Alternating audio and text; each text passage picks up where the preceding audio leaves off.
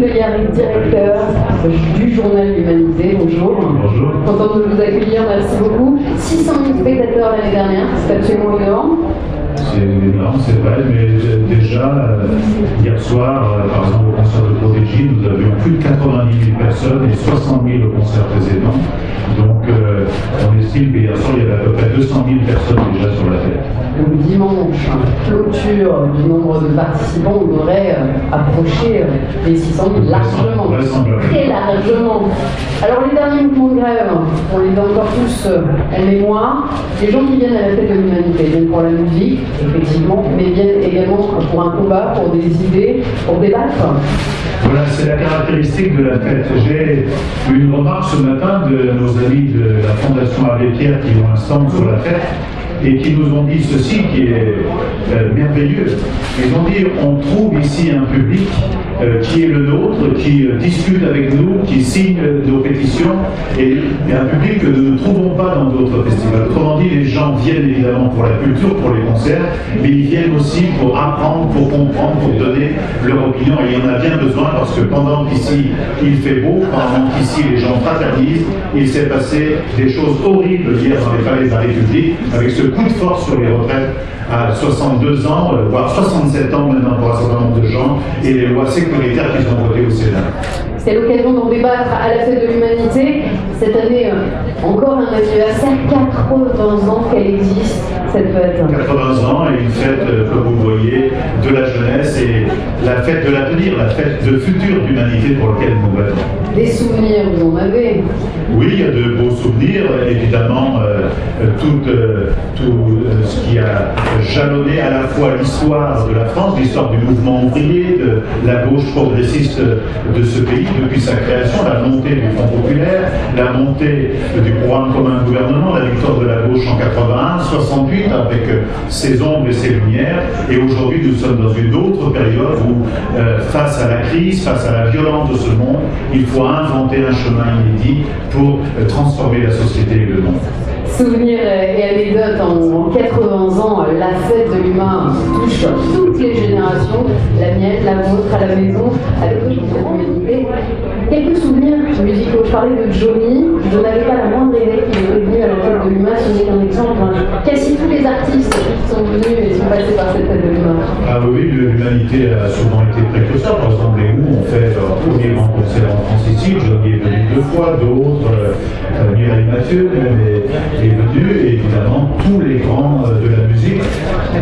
Dans un autre contexte, il y a plusieurs années de cela, parce qu'il n'y avait pas autant de festivals qu'aujourd'hui. Mais néanmoins, nous restons aujourd'hui promoteurs de groupes qui parfois viennent en exclusivité ou quasi-exclusivité pour nous, comme c'était le cas hier soir pour Prodigy. Mais est-ce que ces artistes et le public qui vont les accueillir ont quand même dans un coin de leur tête que la fête de l'humanité est un événement festif, bien sûr, mais également politique, c'est là où se décident des choses, où on en parle, on avance ensemble. Oui, et vous savez, ici c'est la fête du peuple. Donc ces artistes sont en lien, ils s'immergent dans ce peuple. Je me rappelle d'un beau concert de Bernard Lavilliers où à la fin du concert il fait monter Léo Ferré, où Léo Ferré fait ils chantent ensemble, il fait un discours, il dit ici il n'y a pas besoin de bureau politique pour prendre des décisions. C'était une beauté extraordinaire. Souchon, bien, mais Souchon, il chante Soif d'idéal, il chante contre ceux qui touchent les stock options, c'est-à-dire ils n'ont pas besoin de partager notre orientation éditoriale, toutes nos idées, mais ils se retrouvent bien ici parce qu'il y a un public chaleureux, un public tolérant, un public fraternel qui les porte, et donc il y a une sorte d'osmose entre le public et les artistes. Est-ce que vous aimez l'échange d'opinions? Ça a évolué. Vous aimez la tournure qu'a pris la fête de l'humain? Oui, forcément, je l'aime puisque je l'impulse.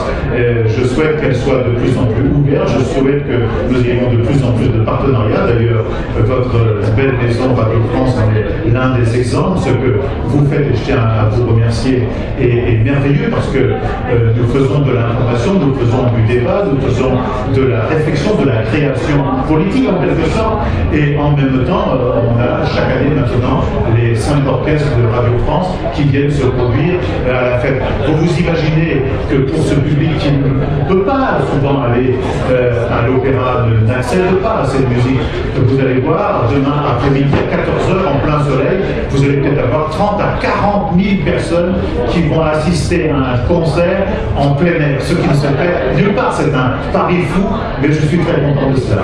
C'est la fête du peuple et c'est l'occasion aussi, pourquoi pas, trouver quelques militants, des nouveaux petits militants pour le PC, quand même.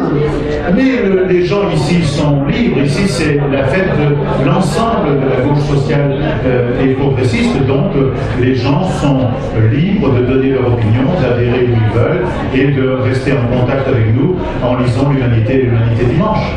Et puis, il y a plein d'autres choses. Il y a les concerts un peu de 80 et je ne savais pas non plus. Et c'est un moment de la course à pied. Là aussi, on rendez-vous à la tête de l'humain. Voilà, il y a les 10 km de l'Humanité demain matin. Qui part d'où? Qui part un petit peu plus loin, une allée là et qui revient, qui fait un retour et revient dans la... C'est à la fête de l'humain, décidément, il y a plein de choses.